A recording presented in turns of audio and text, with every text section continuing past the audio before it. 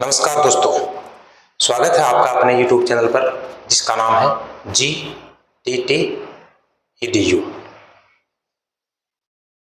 आज की इस वीडियो के अंतर्गत हम सांख्यिकी का जो अगला टॉपिक है जो कहते हैं आंकड़ों का वर्गीकरण, वो आपके लिए लेकर आए हैं।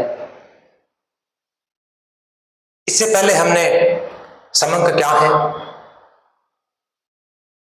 उनसे संबंधित जो आधारभूत जो चीजें थी, समंकों से संबंधित सांख्यिकी क्या है, प्रश्नावली क्या है, अनुसूची क्या है, इस प्रकार से हमने पिछले 2 वीडियो के अंतर्गत ये चर्चाएं हमने आपके साथ की थी।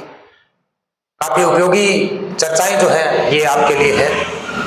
उम्मीद ये है कि आप इन वीडियो को अच्छी तरह से देखें, समझें, पढ़ें और चाहे आप नोट्स भी बना सकते हो।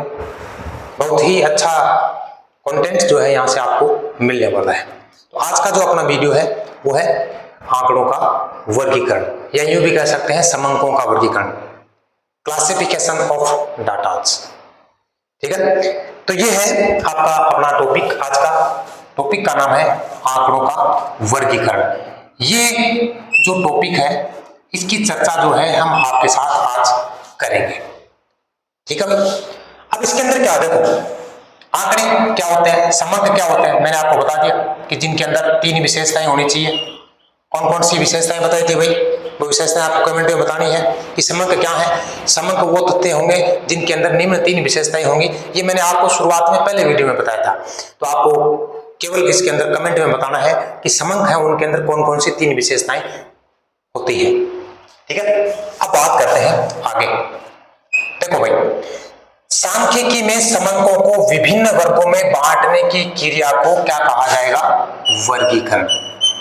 क्या कहा जाएगा भाई, वर्गीकरण कहा जाएगा।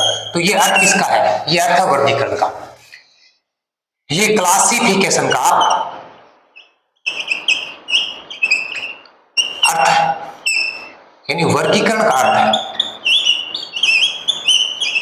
आप ये बता सकते हो कि सांख्यिकी जो है उसमें समंकों को विभिन्न वर्गों में बांटने की जो क्रिया होती है उसको क्या कहते हैं, वर्गीकरण कहते हैं।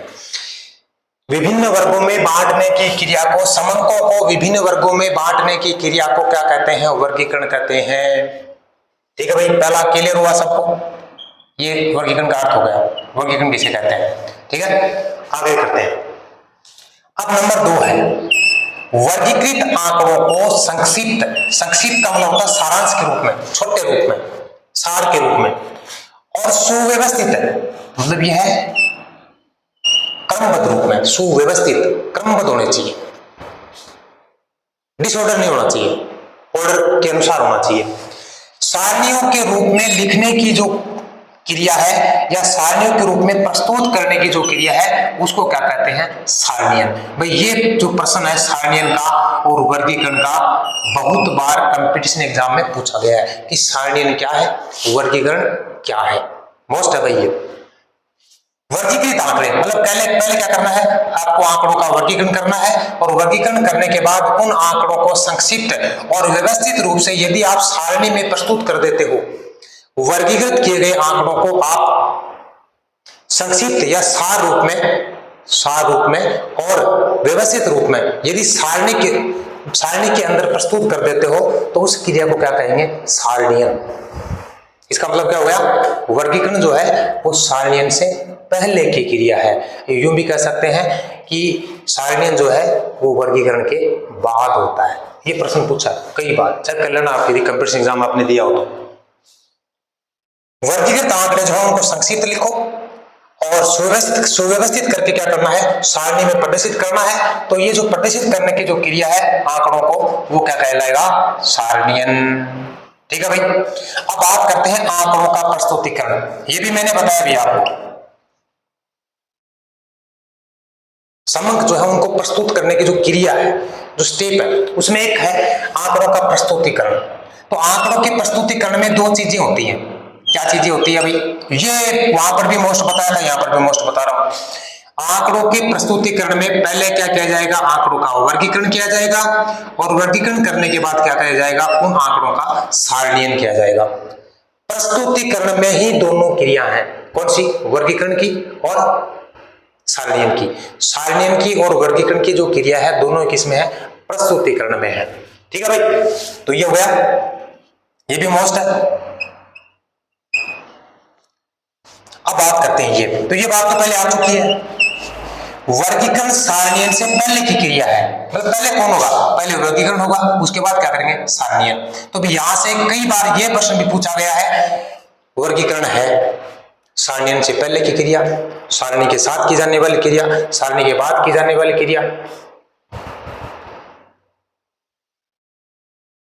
ठीक है ना? या उपरोक्त सभी, इसमें से कोई नहीं। तो भाई वर्गीकरण जो है वो क्या है? सारणियन से पहले की जाने वाली क्रिया है, ये भी मोस्ट बनता है। अब बात करते हैं, एक परिभाषा है, एक डेफिनेशन है। एक परिभाषा जो है वो किसने दी है? कॉर्नर ने। परिभाषा भी किसने दी है? कॉर्नर ने। क्या कहा है? बात इसने कही है, वर्गीकरण किसे कहते हैं? देखो, वर्गीकरण तथ्यों को उनकी समानता, मतलब एक समान गुण रखने वाले तथ्य, एक जैसे गुण वाले है ना, वर्गीकरण तथ्यों को उनकी समानता तथा सादृश्यता। सादृश्यता का मतलब क्या होता है भाई? एक समान दिखने वाले। समानता मतलब गुण समान है, एक जैसे दिखने वाले हैं। समानता का मतलब होता है कि एक जैसे गुण है, समान है। और सादृश्यता का मतलब है आप देख रहे हो तो भी आपको लग रहा है कि एक जैसे है।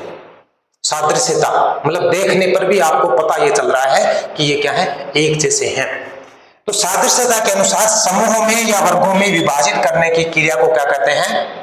वर्गीकरण कहते हैं। क्या कहेंगे भाई? वर्गीकरण। तो कॉर्नर क्या कहते हैं? वर्गीकरण जो है वो तथ्यों को उनकी समानता और उनकी सादृश्यता के अनुसार वर्गों में या समूह में बांटने की क्या है? एक क्रिया है। आगे समझ, परिभाषा किसने कही? कॉर्नर ने। क्या कहा? कि वर्गीकरण जो है वो तथ्यों की समानता और उनकी सादृश्यता जो है उनको ध्यान में रखते हुए उनको समूहों में, उनको वर्गों में बांटने की जो क्रिया है वही क्या है? वर्गीकरण है। ये परिभाषा दी है। तो ठीक है, दोबारा पढ़ते हैं। वर्गीकरण तथ्यों को उनकी समानता तथा सादृश्यता के अनुसार समूह या वर्गों में क्रमबद्ध करने की क्रिया क्या कहलाती है?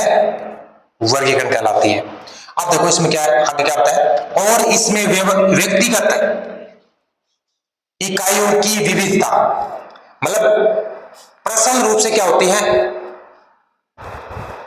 पर्सनल मामला पर्सनल का मतलब क्या है? इसमें लिखा है कि व्यक्तिगत रूप से जो इकाइयां हैं उनमें विविधता है। यदि एक इकाई को दूसरी इकाई से आप देखना चाहते हो तो उनमें व्यक्तिगत रूप से, उनमें मतलब दुनिया में जितने भी व्यक्ति हैं, एग्जाम्पल दे रहा हूं, दुनिया में जितने भी व्यक्ति हैं सब आपको समान नजर आते होंगे, सब में चीजें जो हैं आपके लगभग समान है। पर व्यक्तिगत रूप से एक पर्सनल किसी व्यक्ति के बारे में चर्चा करना चाहते हो और किसी दूसरे व्यक्ति के बारे में चर्चा करना चाहते हो तो उनके अंदर क्या है? व्यक्तिगत विविधता तो है ना, खुद की पर्सनल अलग विशेषता कुछ है दूसरे से, तो उस व्यक्ति को यहां पर आप इकाई मान सकते हो, है ना? एग्जाम्पल है ये। तो इकाइयों की विविधता में पाए जाने वाले, उनकी विविधता जो है उनमें पाए जाने वाले जो है एक समान जो गुण है, एक समान जो गुण है, मतलब विविधता में एकता जिसको बोलते हैं ना, कि विविधता में भी क्या ढूंढनी है आपको? एकता ढूंढनी है। विविधता में पाए जाने वाले गुणों की एकता प्रकट हो जाती है। एकता, ये व्यक्ति अलग है, ये व्यक्ति अलग है, पर्सनल उनकी अलग अलग चीजें हैं, फिर भी इनकी विविधता के अंदर भी इन दोनों में कोई न कोई समानता तो है, एकता तो है। कुछ बहुत सारी चीजें ऐसी है ना जो दोनों में है, तो एकता हो गई, और दोनों पर्सनल रूप से अलग अलग हैं। ठीक है, तो ये बात क्या है? इकाइयों की विविधता, पर्सनल अलग अलग, और उनके अंदर जो गुण है, गुणों में एकता है ना, उनको प्रकट करने की जो क्रिया है वो क्या है? वर्गीकरण है। तो भाई ये चीजें इधर वाली पूरी कंप्लीट। अब चलते हैं आगे, वर्गीकरण के गुण की चर्चा करते हैं कि वर्गीकरण में कौन कौन से गुण है। वर्गीकरण के गुण 3 है भाई। देखो, एकत्रित समंकों को विभिन्न वर्गों में बांटा जाता है, मतलब वर्गीकरण के अंतर्गत, मतलब वर्गीकरण से पहले आंकड़ों का संग्रहण होता है। वर्गीकरण से पहले क्या होगा, आंकड़ों का संग्रहण होगा, आंकड़ों का एकत्रीकरण होता है। उसके बाद की क्रिया है प्रस्तुतिकरण की, और प्रस्तुतिकरण में पहली क्रिया है वर्गीकरण। ठीक है, तो ये बात क्या है, वर्गीकरण में मतलब वर्गीकरण जो है इसमें इससे पहले वाली जो क्रिया है जिसमें आंकड़ों को एकत्रित किया गया था, समंकों को एकत्रित किया गया था, इसमें क्या करेंगे, उन एकत्रित किए गए आंकड़ों को, समंकों को वर्गों में, विभिन्न वर्गों में क्या कर देंगे, बांट देंगे। पहला गुण या लक्षण भी बोल सकते हो इसको, क्या बोल सकते हो भाई, लक्षण, इसको लक्षण भी बोल सकते हो आप। ठीक है, नंबर 1 हो गया। नंबर 2 की चर्चा करते हैं। वर्गीकरण में समानता तथा सहजातीयता के आधार पर तथ्यों का क्या किया जाएगा, विभाजन किया जाएगा। ये महत्वपूर्ण चीज है भाई। प्रश्न जो बनते हैं यहां से बनते हैं, प्रश्न यहां से बनते हैं, एग्जाम के जो प्रश्न वो यहां से बनते हैं। वर्गीकरण में आपको दो कौन सी बातों को ध्यान में रखना होता है, एक तो रखना होता है समानता का, मतलब उनमें एक जैसे गुण होने चाहिए। सहजातीयता मतलब उनकी जाति एक जैसी होनी चाहिए। जैसे मनुष्य है तो मनुष्य के अंदर वैरायटी बहुत सारी है, बच्चे भी हैं, औरत भी हैं, पुरुष भी है, बूढ़े भी हैं, है ना, मतलब ये वैरायटी है, तो ये तो क्या है, विविधता है। पर सबकी सब जो चीजें हैं व्यक्ति के अंदर वो लगभग लगभग क्या है, समानता है। तो सहजातीयता, तो जात तो एक ही है उनकी, चाहे वो बच्चा हो, चाहे आदमी हो, चाहे औरत हो, चाहे पुरुष हो, चाहे बूढ़ा हो, कोई भी हो, उनकी जात तो एक ही है ना। तो एक सहजातीयता का मतलब एक जैसे होने चाहिए, एक ही प्रजाति के होने चाहिए। जैसे मान लीजिए आप आंकड़े इकट्ठे कर रहे हो किसी के वजन के, मतलब एक कक्षा में वजन ले रहे हो, ठीक है, तो आपके आंकड़े सहज सबके सब जितने भी बच्चों का आगे दिया आप डाटा इकट्ठा करना चाहते हो ना, सबका क्या लेना है, वजन लेना है। अब उसमें मान लीजिए 50 बच्चे हैं, 50 में से 2 की आपने हाइट नाप ली और 48 क्या कर लिए, वजन नाप लिया। अब वो जो हाइट है ना वो सहजातीयता का गुण नहीं है, सहजातीय नहीं है, क्योंकि हाइट अलग चीज है, वजन अलग चीज है। तो यदि सबका वजन ले रहे हो ना तो सबके वजन में विविधता है कि नहीं है ना, अरे अलग अलग है ना सबका वजन, हो सकता है किसी का बराबर भी 150 ग्राम में अंतर आ जाए। तो वजन सहजातीयता है, यदि उसके अंदर हाइट आपने लिख रखी है साथ में तो वो हाइट यहां पर काम आने वाली नहीं है। क्या लेना है, सहजातीयता का। समानता और सहजातीयता के आधार पर क्या करेंगे, हम आंकड़ों को वर्गीकृत करेंगे। अगला तीसरा है, वर्गीकरण जो है वो वास्तविक होता है और क्या होता है, काल्पनिक भी होता है। ये कह सकते हैं वर्गीकरण जो है उसके 2 प्रकार हैं। वर्गीकरण 2 प्रकार का होता है, एक तो होता है वास्तविक, एक होता है काल्पनिक। वास्तविक कौन सा होता है, जिसको आप मात्रा के रूप में माप सकते हैं, या जिसको आप मात्रा के रूप में वर्गीकृत करते हैं ना, वो मात्रात्मक है। जिसको क्वांटिटी के अनुसार यदि वर्गीकृत करते हो तो वो क्या है, वास्तविक है। और जिसको आप क्वालिटेटिव या क्वालिटी के अनुसार वर्गीकृत करते हो, जिसको गुणात्मक बोलते हैं, गुणात्मकता के आधार पर यदि आंकड़ों का, समंकों का वर्गीकरण करते हो तो वो काल्पनिक है, क्योंकि गुण जो है उसको मापने का कोई पैमाना नहीं। बाकी मात्रा को मापने के लिए आपके पास विभिन्न प्रकार की SI पद्धति पड़ी है, SI पद्धति है मात्रा को मापने के लिए। वजन मापने के लिए आपके पास सब कुछ तोला हुआ मामला है, बाट वगैरह हो ना, और नाप, हाइट नापना खातर फीतो वगैरह है, मतलब और चीजें, मतलब मात्रा को नापने के लिए आपके पास क्या है, इकाइयां हैं। जबकि गुणों को मापने के लिए कोई पैमाना यानी कोई इकाई आपके पास नहीं है, तो काल्पनिक हो गया ना, वो अंदाजा लगाएंगे, उसमें अनुमान लगेगा, केवल आकलन होगा। तो वर्गीकरण वास्तविक होता है और काल्पनिक भी किया जा सकता है। वर्गीकरण क्या होता है, वास्तविक भी कर सकते हैं और काल्पनिक भी कर सकते हैं। वास्तविक किसका करेंगे, मतलब वास्तविक रूप में यदि आपको करना है तो किस में करेंगे, मात्रात्मक रूप में, और काल्पनिक करना है तो गुणात्मकता के रूप में या गुणात्मक रूप में। अब देखो नीचे क्लासिफिकेशन दे रखा है मैंने इसमें। वर्गीकरण जो है उसको 2 प्रकार से कर सकते हैं, एक है वास्तविक रूप है उसका, एक है काल्पनिक रूप। क्या भाई, एक तो वास्तविक रूप, एक क्या है, काल्पनिक रूप।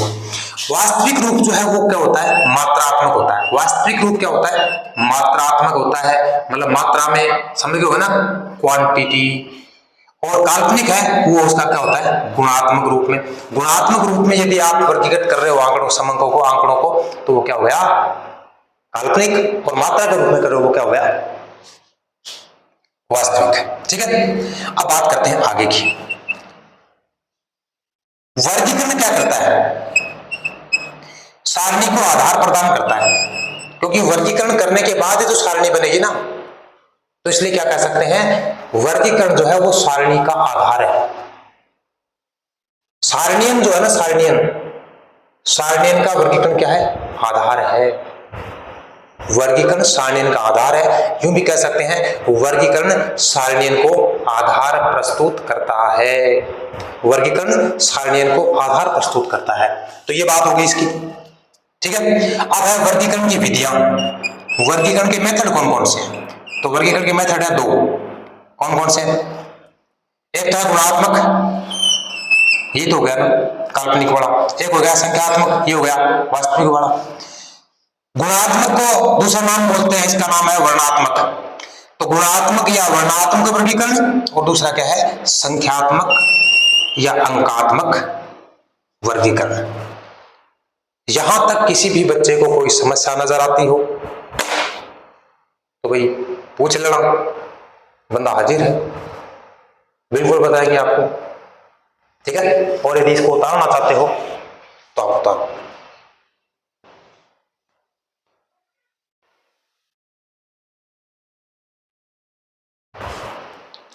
चलो भाई आगे चलते हैं। आगे देखो क्या है, आंकड़ों के वर्गीकरण में हमने देखा कि गुणात्मक वर्गीकरण मतलब जिसमें आपको गुण देखने हैं, वर्णन करना है, विशेषता देखनी है। इनका पता आपको कि कोई फिक्स पैमाना नहीं होता इनको मापने का।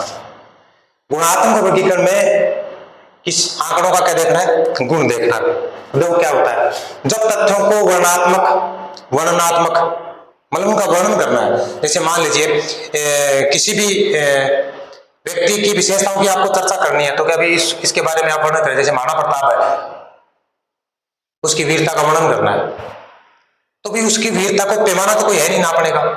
हम कह सकते हैं बहुत तगड़ा वीर था, ऐसा था वैसा था, अब लिख देंगे ना उसको, वर्णन तो कर देंगे उसका, वर्णनात्मक मतलब उसके बारे में बखान तो हम कर देंगे। तो वर्णनात्मक विशेषता कोई उसकी, या क्या हो गया, उनके गुण है। कबीर जी गुण बताओ, किसी व्यक्ति पर्सनल व्यक्ति गुण बताओ, किसी वस्तु के गुण बताओ, तो आप गुण तो बता दो कि गुण का पैमाना थोड़ी है मापने का, बता दोगे ना। तो इनके आधार पर यदि विभिन्न वर्गों में यदि बांटा जाता है, मतलब वर्णन के हिसाब से, उनके गुणों के हिसाब से, यदि हम किस संबंधों को, आंकड़ों को, तथ्यों को क्या करेंगे, वर्गों में बांटेंगे, तो ऐसा वर्गीकरण क्या कहलाएगा, गुणात्मक वर्गीकरण कहलाएगा। गुणात्मक वर्गीकरण मतलब तथ्यों को उनके गुणों के आधार पर, उनकी विशेषताओं के आधार पर, उनके वर्णन के आधार पर यदि आप क्या करते हैं, बांटते हैं, वर्गीकृत करते हैं, तो ऐसा वर्गीकरण क्या कहलाएगा, गुणात्मक वर्गीकरण कहलाएगा। हो गया। अगला करते हैं बात मात्रात्मक यानी संख्यात्मक। इसमें क्या है, आपको अंकों में लिखना है, मात्रा लिखनी है। संख्या और अंक एक बात होगी ना, संख्या में अंकों में लिखो मात्रा, तो ये इसका पैमाना है, इसको मापने का कोई न कोई पैमाना होगा। जैसे वजन मापना है तो केजी में, हाइट नापनी है तो फीट में, दूरी नापनी है तो किलोमीटर में, मीटर में, बहुत सारी हैं चीजें। ठीक है, तो संख्यात्मक रूप में यदि आप आंकड़ों को वर्गीकृत करते हो, अंकों के रूप में, उनकी मात्रा के रूप में, यदि तथ्यों को आप उनकी मात्रा के रूप में, उनकी संख्या के रूप में, उनके अंकों के रूप में यदि आप वर्गीकृत करते हो, तो ऐसा जो वर्गीकरण है, ये ऐसा जो विभाजन है, उसे क्या कहेंगे हम, मात्रात्मक या संख्यात्मक वर्गीकरण कहेंगे। क्या कहेंगे, संख्यात्मक या मात्रात्मक वर्गीकरण कहेंगे। जब तथ्यों को उनकी मात्रा या उनके अंकों के आधार पर क्या करेंगे, हम वर्गीकृत कर देते हैं, तो ऐसा विभाजन या ऐसा वर्गीकरण क्या कहलाएगा, संख्यात्मक वर्गीकरण कहलाएगा। हो गया भाई। अब बात करते हैं गुणात्मक जो वर्गीकरण है, इसके प्रकार है भाई, ये है गुणात्मक वर्गीकरण के प्रकार। गुणात्मक वर्गीकरण जो होता है वो दो प्रकार का होता है। गुणात्मक वर्गीकरण होता है वो दो प्रकार का होता है। एक का नाम है द्वंद्व भाजन वर्गीकरण, एक है बहुगुण वर्गीकरण। द्वंद्व भाजन, द्वंद्व का मतलब दो चीजें हैं इसके अंदर, या तो गुण उपस्थित है या नहीं है। द्वंद्व विभाजन में क्या होता है कि या तो गुण उपस्थित है या गुण उपस्थित नहीं है। गुण की तो बात कर रहे हैं ना, या तो उस व्यक्ति में ये गुण है या उस व्यक्ति में गुण नहीं है, दो बात होगी ना।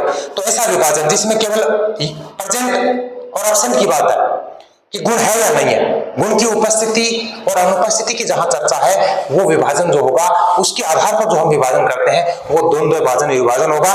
और उसे यदि किसी तथ्य में गुण की उपस्थिति है तो उसको कैपिटल लेटर में, यदि गुण की उपस्थिति है तो कैपिटल लेटर में, और गुण की यदि अनुपस्थिति है तो स्मॉल लेटर में लिखकर क्या करते हैं, इंगित करते हैं। दूसरा है बहुगुण विभाजन या बहुगुण गुण जो है वर्गीकरण है। बहुगुण का मतलब है जिसमें एक से ज्यादा या कहीं दो से ज्यादा ही है, बहुत सारे गुण है। बहुत सारे गुणों का जब समूह होता है और बहुत सारे गुणों के समूह को यदि आप किसी प्रकार से विभाजित करते हो गुणात्मक रूप में, तो हो जाएगा बहुगुण वर्गीकरण हो जाएगा। देखो पढ़ते हैं द्वंद्व विभाजन वर्गीकरण।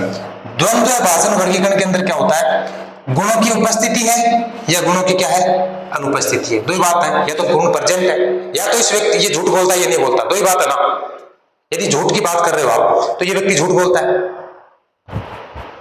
या नहीं बोलता। झूठ बोलने का हालांकि वो अवगुण है, पर यहां पर उसको गुण ही माना जाएगा ना, क्योंकि हम उसकी चर्चा कर रहे हैं। तो वो झूठ बोलता है तो कैपिटल लेटर में इंगित करेंगे, और झूठ नहीं बोलता है, झूठ नहीं बोलता है तो क्या करेंगे, स्मॉल लेटर में। तो गुणों की उपस्थिति को हम क्या करेंगे, बड़े अक्षरों में, बड़े अक्षर का मतलब कैपिटल लेटर में, ABC में, जो भी आप इंगित करना चाहते हो, जो भी आपको उस वर्गीकरण में दिया हुआ है।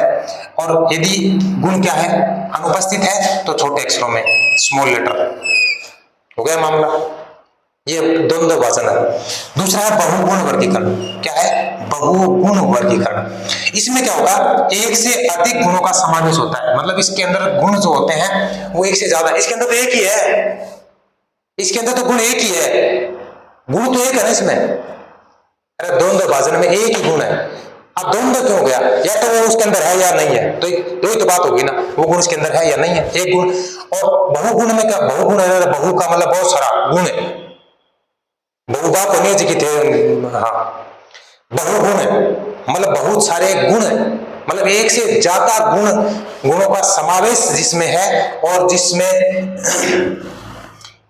गुण जो है उनकी संख्या क्या हो, ज्यादा हो, और बहुत सारे गुणों का समावेश होने के साथ साथ हम क्या कर रहे हैं, उनको वर्गीकरण कर रहे हैं, तो वो क्या हो गया, बहुगुण क्या हो जाएगा, वर्गीकरण हो जाएगा। ठीक है भाई, तो बताना ये है आज का वीडियो आपको कैसा लगा। ठीक है, नए बच्चे जो वीडियो को देख रहे हैं, चैनल को क्या करें, सब्सक्राइब करें, लाइक करें। तो भाई पुराना टापर देख रहे हैं ना भाई, भी लाइक करो, शेयर करो, समझो।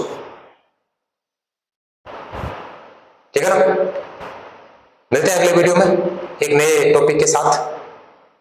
टॉपिक का नाम बता दो, सारणीय। एक बार सिलेबस चेक कर लो, करो फर्स्ट ग्रेड को सिलेबस चेक कर लियो, सिलेबस के अनुसार मामला चालू रहा ना। तो आज की वीडियो में आपको क्या क्या समझ में आया, क्या क्या आपकी चीज याद रही है, पूरा देखने के बाद वो कमेंट में आप लिख के बताओगे, और वीडियो कैसा लगा ये भी बताओगे। ठीक है, तो अगले वीडियो तक खुश रहे, मस्त रहे, स्वस्थ रहे।